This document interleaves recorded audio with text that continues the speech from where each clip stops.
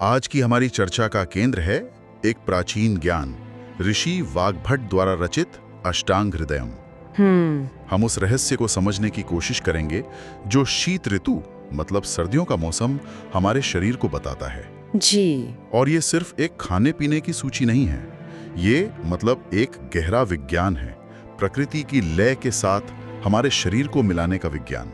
ये विज्ञान एक बहुत ही सुंदर और सरल सिद्धांत पर आधारित है, यथा पिंडे तथा ब्रह्मांडे। अच्छा। जो नियम ब्रह्मांड में काम करते हैं वही हमारे इस शरीर में भी लागू होते हैं।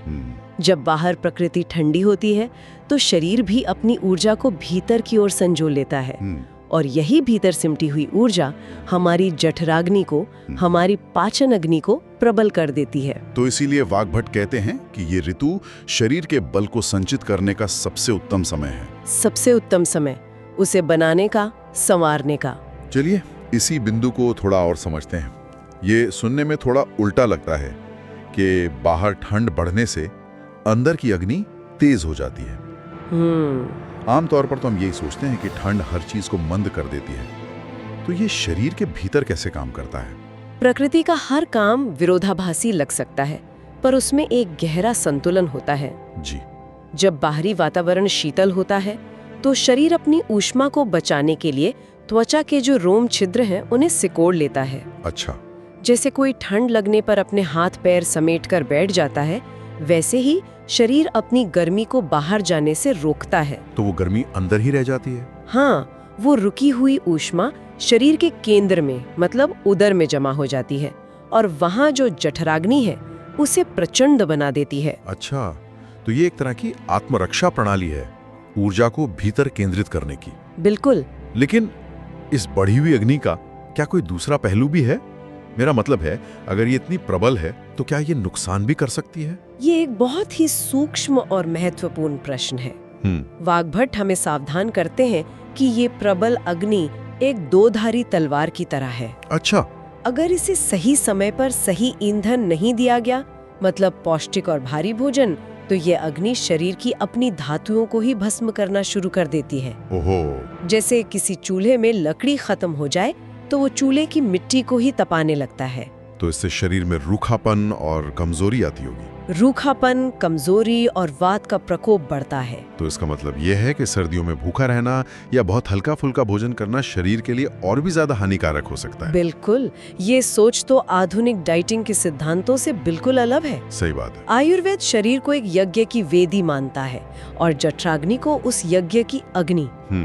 इस मौसम में ये अग्नि सबसे प्रबल है, इसलिए उसे उत्तम आहुति चाहिए।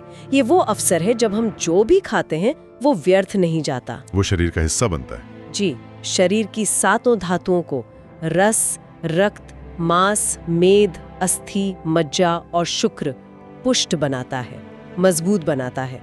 यही शरीर की नींव है। यहाँ एक और दिलचस्प बात सामने आती है, स्वाद को लेकर। इस मौसम में 3 विशेष स्वादों पर जोर देने को कहा गया है, मधुर यानी मीठा, अम्ल यानी खट्टा और लवण मतलब नमकीन। जी। इन 3 स्वादों में ऐसी क्या खासियत है? इसका रहस्य इन स्वादों के गुणों में छिपा है। ये तीनों रस जो हैं वो पृथ्वी और जल तत्व से बने हैं। अच्छा। तो इनका स्वभाव गुरु यानी भारी, स्निग्ध यानी चिकनाई युक्त और उष्ण यानी गर्म होता है। और ये गुण सर्दियों में?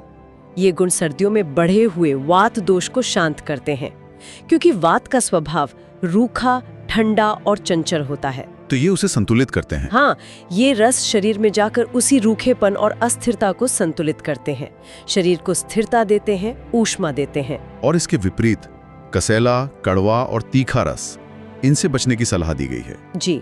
लेकिन यहाँ एक दुविधा पैदा होती है।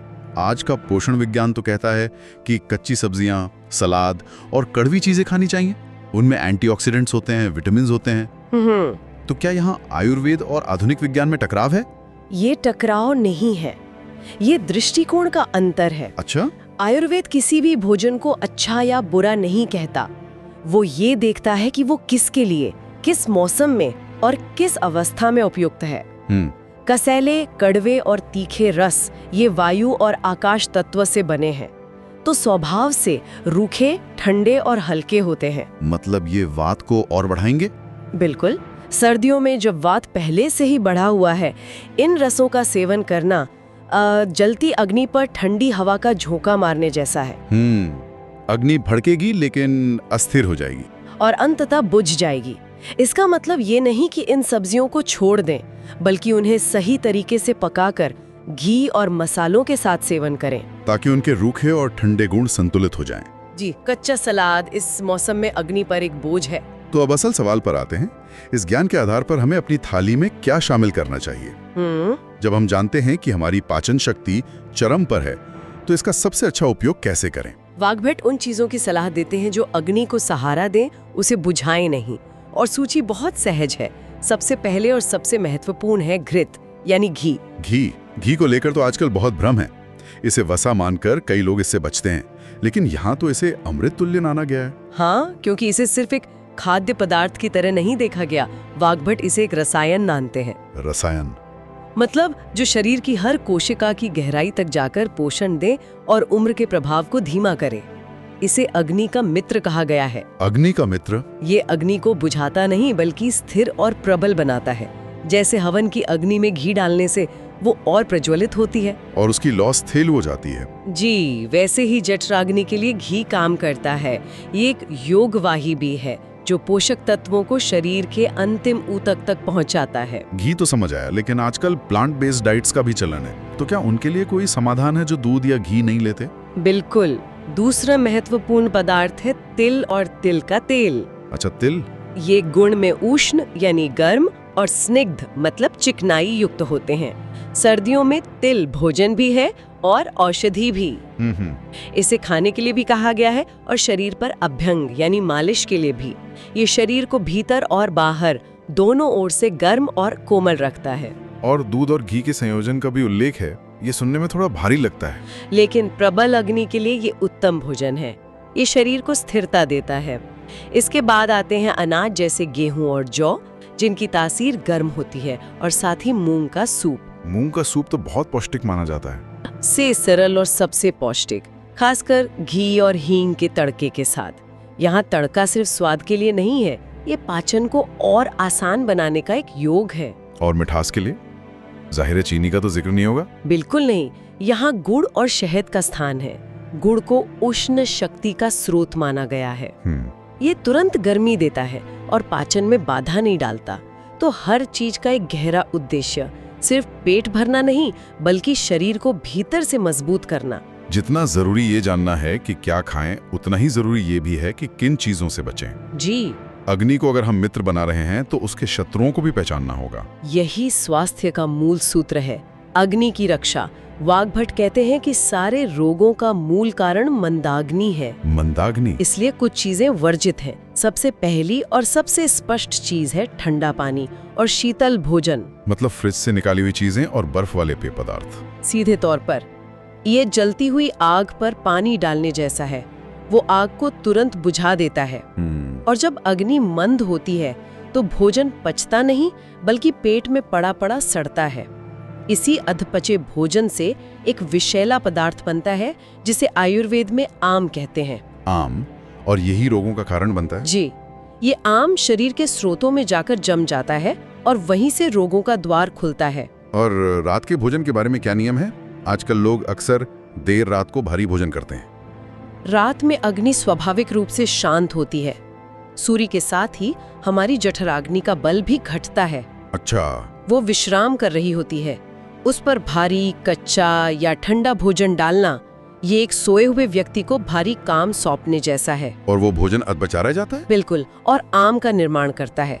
यहाँ दही, केला और ठंडे सलाद का भी जिक्र है, खासकर रात के समय। ये तो स्वास्थ्यवर्धक माने जाते हैं, फिर इनसे परहेज क्यों? माने जाते हैं, लेकिन हर चीज का एक समय, एक ऋतु और एक सही संयोग होता है। ये चीजें स्वभाव से ठंडी, भारी और अभिसंधी होती हैं। मतलब शरीर के सूक्ष्म स्रोतों को, चैनल्स को अवरुद्ध करती हैं, ब्लॉक करती हैं। जी, ये शरीर में कफ को बढ़ाती हैं। और सर्दियों में बढ़ा हुआ कफ अग्नि को वैसे ही ढक लेता है जैसे राख आग को ढक लेती है। तो अग्नि अपना काम ठीक से नहीं कर पाती। इसलिए दिन के समय सीमित मात्रा में इनका सेवन किया जा सकता है, पर रात में और सर्दियों में इनसे बचना ही अग्नि की रक्षा करना है। तो इन सभी नियमों का क्या खाना है, कैसे खाना है, कब खाना है, इन सब का असली मतलब क्या है? ये सिर्फ सर्दी जुकाम से बचना तो नहीं हो सकता? नहीं, इसका कोई बड़ा और गहरा उद्देश्य भी होगा। हम इस पूरी प्रक्रिया से क्या हासिल करने की कोशिश कर रहे हैं? इसका सबसे बड़ा और अंतिम उद्देश्य है ओज का निर्माण। ओज। शीत ऋतु शरीर की धातुओं को बनाने का एक सुनहरा अवसर है। ये एक अद्भुत श्रृंखला है। जब हम सही आहार लेते हैं तो प्रबल अग्नि उसे पचाकर सबसे पहली धातु रस बनाती है। फिर यह उत्तम रस धातु रक्त का निर्माण करती है। शुद्ध रक्त से मांस बनता है, मांस से मेद का पोषण होता है। ये तो एक पूरी चेन रिएक्शन जैसा है। बिल्कुल। मेद से अस्थि को मजबूती मिलती है, अस्थि से मज्जा का निर्माण होता है और अंत में मज्जा से अंतिम धातु शुक्र बनती है। और अगर पहली कड़ी यानी रस ही कमजोर बनी तो आगे की सभी धातुएं स्वतः ही कमजोर हो जाएंगी। बिल्कुल। और जब ये सातों धातुएं उत्तम गुणवत्ता की होती हैं, तो इन सभी के सार से एक अष्टम, एक दिव्य तत्व का निर्माण होता है, जिसे ओज कहते हैं। जी, जिसे ओज कहते हैं। और ये ओज क्या है? ये कोई शारीरिक तत्व है, कोई हार्मोन है या कोई ऊर्जा है? ओज इन सातों धातुओं का सार है, उनका मक्खन। ये कोई भौतिक चीज नहीं है जिसे आप देख सकें। हाँ। लेकिन ये शरीर की सबसे सूक्ष्म और सबसे शक्तिशाली ऊर्जा है। यही हमारी जीवनी शक्ति है, हमारी रोग प्रतिरोधक क्षमता, हमारी इम्यूनिटी। जी, यही हमारे चेहरे का तेज है, हमारी आंखों की चमक और हमारे मन का उल्लास है।